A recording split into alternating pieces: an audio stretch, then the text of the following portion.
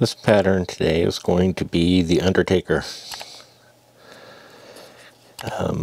Just kind of a fun pattern to tie. I've got a nice salmon steelhead hook in the vise here, and we're just using some white thread. This is a really great streamer pattern. We're going to leave a lot of this hook kind of still showing. But the back end of the fly is going to be made up of 3 different color patterns. It's going to go silver to green to more of a hot orange. We'll start with the silver. This is just a piece of silver oval tinsel. I want to go ahead and take that back to where I want the very back end of this fly to start.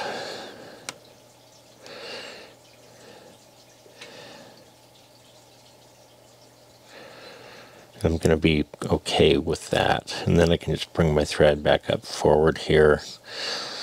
I'm going to use that tinsel. We're going to keep it in place to just help us with our bulk so that we have a kind of a consistent body size here.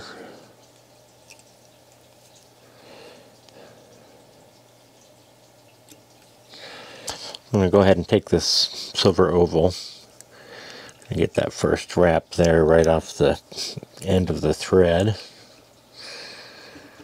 Then we're going to build kind of touching wraps moving forward. This is just going to create a nice silver back end on the fly here.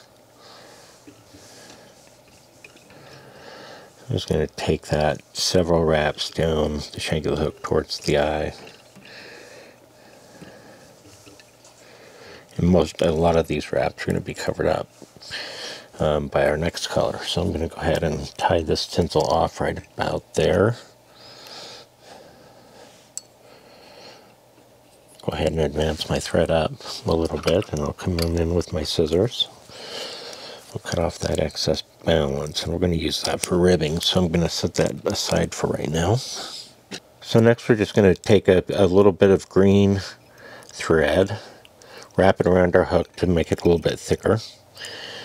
We're going to use that for the next section of our fly here. So I'm going to go ahead and make sure that we've got that tied down and give that thread a really nice smooth base to travel up and down is important here. So we're just going to take that, kind of work our way back into the silver.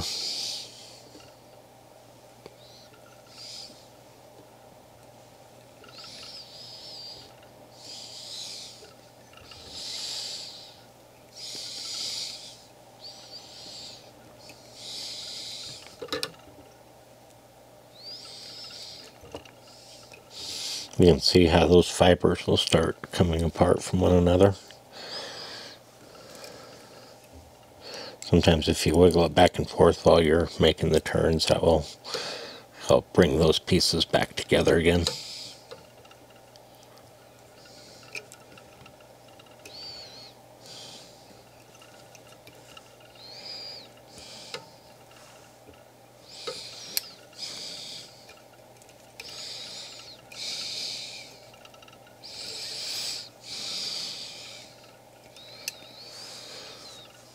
Once we get this far, we'll go ahead and tie that end of green off. Come in with our scissors and we'll trim off the balance. So the final little bit of color we're going to add is going to be this kind of hot pink, hot red color, and it's just again close to a floss. Ahead and bring my thread a little bit forward here and capture the end pieces there, just to help us get a consistent and keep that consistent body. Once I've got that all the way up, I'm going to go ahead and turn my vise. I'm going to clip that little bit off.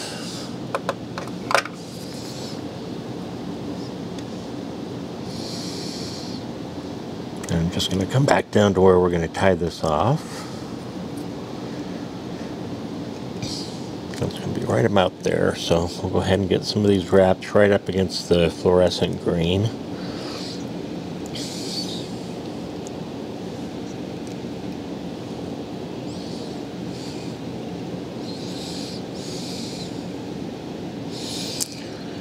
And I'm just going to work my way up a little bit. We're going to wrap over the top of this either way. So I'm going to go ahead and capture that with my thread. Take a couple of wraps on the other side of it as well. Go ahead and turn my vise so I can get to where that can be snipped right off.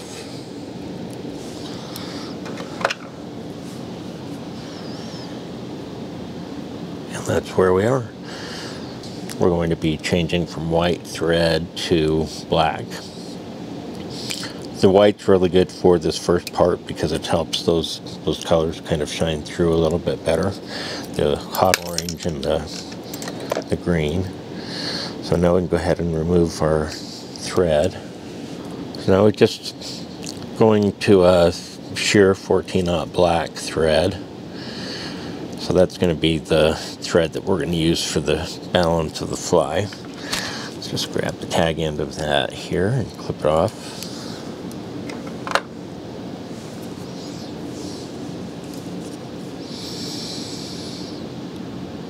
Go ahead and take this back into that pink a little bit as well.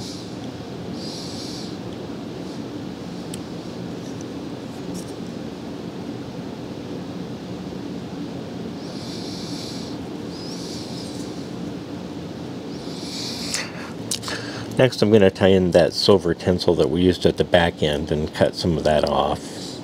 I'm going to be using this as kind of a ribbing to go through some peacock herl here. Let's go ahead and get it secured close to the underside of the hook. And as usual, I do want to use some of the bulk there so that my body stays a pretty uniform size.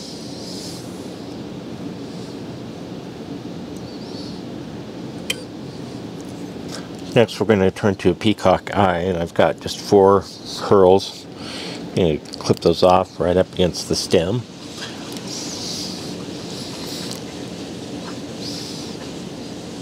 I'm going to look at the tips of those 4 peacock herls, and we're going to cut them off square to give us a nice tie-in point that's even.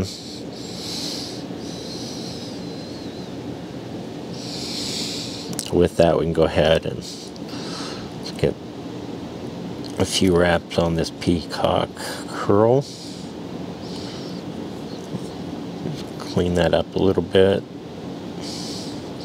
as we're tying it in, and then I'm just going to take that thread back to where we want the peacock herl abdomen to go.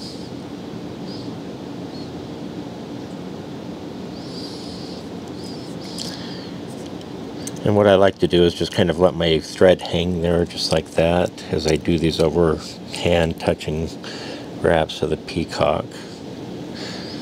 By keeping my thread back there and letting this peacock push it forward, it just helps keep the peacock together instead of wanting to jump apart and spread apart from one herl to another. So we're building up a really nice kind of thick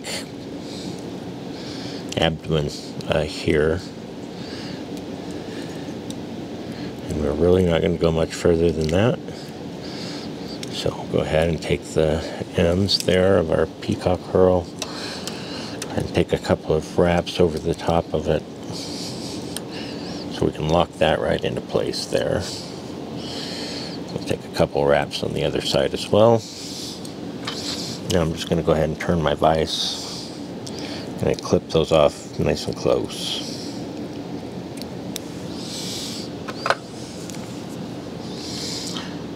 Once that's done, we're going to counter rib this. So I'm going to actually take my silver wire. We're going to run that silver right through the peacock herl. And we want these to be fairly evenly spaced wraps. We're only going to get maybe 4 4 or 5 maybe, that would show at all through here.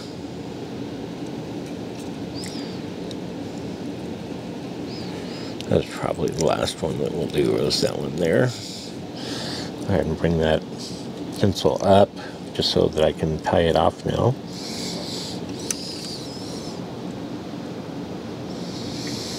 Then I'm going to turn my vise and we'll just come on in with our scissors and we'll snip that off.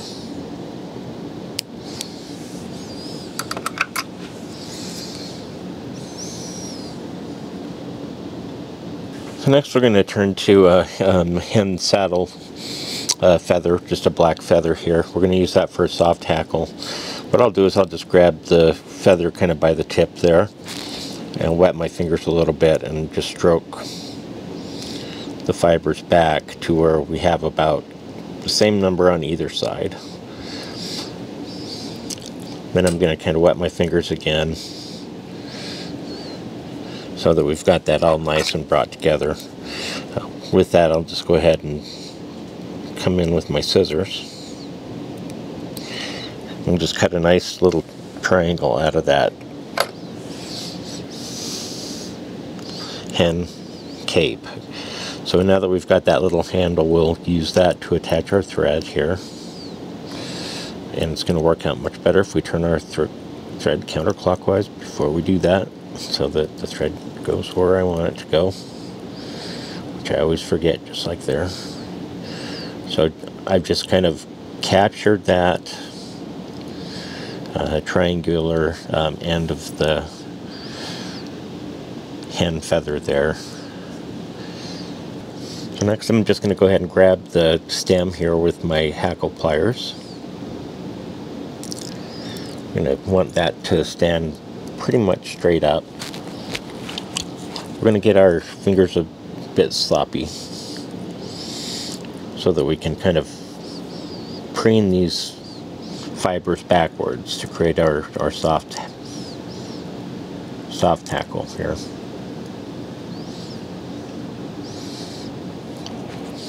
And every time I get to the top again, I'm going to stroke everything backwards, including the wrap I just made before.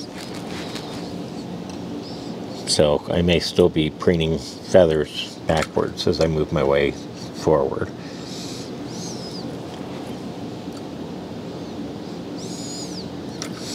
That's going to give this a really nice pronounced almost beard.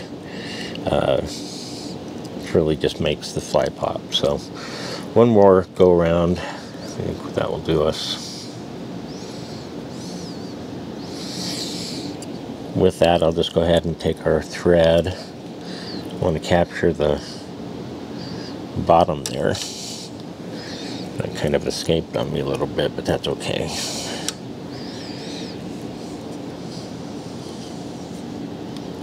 So now that we've kind of detached our hackle pliers, I want to turn this and clip this hackle stem close, very close. Just like that. Just for good measure, we'll wet our fingers at one last time here. Stroke all of this backwards. And I'm just going to come back over the top of that soft hackle with a couple of wraps, kind of moving my way back. And I'm going to kind of want to pull that hen soft hackle here down kind of to the side. So we're going to put a wing over the top here. So we're going to finish this up with a nice wing that's going to go over the top, and we're actually going to use black bear fur here, which is the main reason I was tying it today, was because we saw so many bears in Yellowstone over this last weekend that I thought, hey, let's tie a pattern that uses fur. So I've gone ahead and cut a clump off there, and I've run my comb through there a few times to get some of the under fur out. And then I'm just going to stick this in my stacker.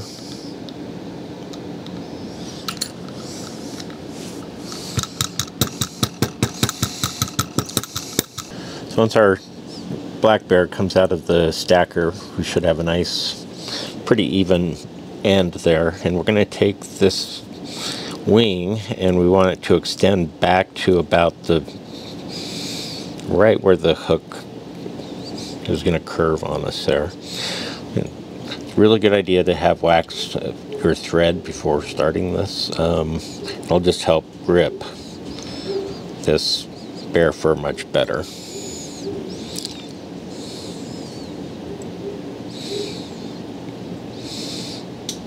And we're just going to take a few touching reps forward.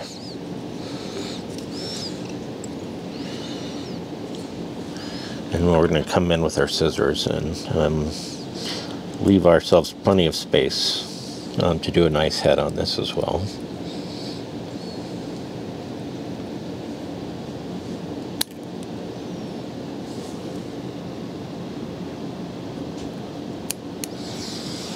So I've gone ahead and kind of built up a little bit of a head here.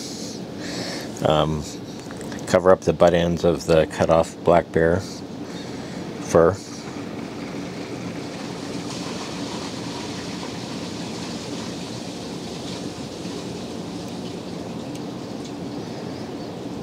And then we'll just go ahead, get our thread pulled tight, take the back end of our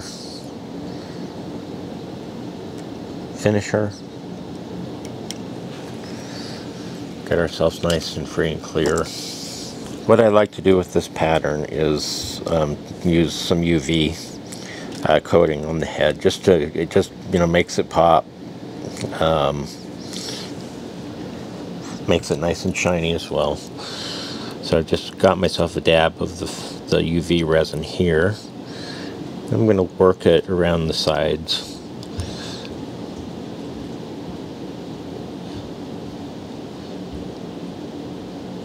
Trying really hard not to get any of it in the bear hair.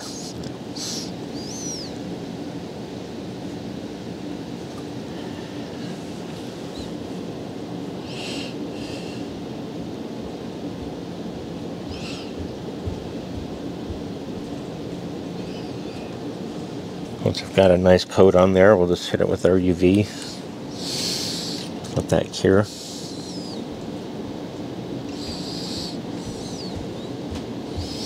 Hopefully you can see as we kind of spin that around, that wonderful silver and green and red hot spot at the very back end.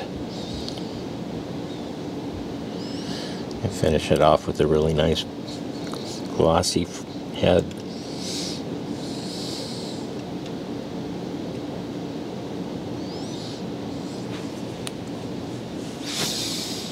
So there you go. Here's a completed fly, the Undertaker.